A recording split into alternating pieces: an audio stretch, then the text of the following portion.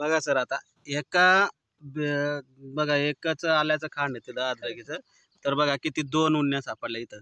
बघा एका ठिकाणी 2 म्हणल्यानंतर बघा तुमचा प्लॉट का बसणार नाही. याचं कारण आहे की उन्नीचं शेणखताचा वापर जास्त झाला आणि कच्चं शेणखत होतं त्याच्यामुळे तसं झालंय.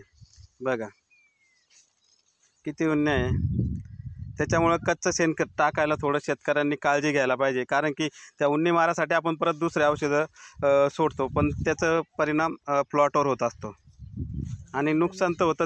जे जीवाणू आहे ते पण मरून जातात. त्यासाठी उन्नीचं नियोजन व्यवस्थित झालं पाहिजे. आणि एका जर झाडाला 2-2, 3-3 हे बघा परत निघली एक आहे ना.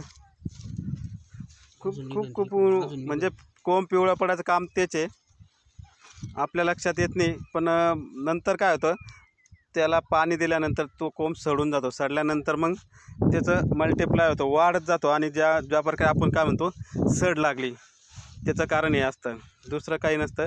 फक्त व्यवस्थित काळजी घ्यायला पाहिजे, प्रॉपर नियोजन झालं पाहिजे. बरोबर आहे सर? हां, कारण की ती चुकीची पद्धत आहे ना कच्चं शेणखत टाकणं.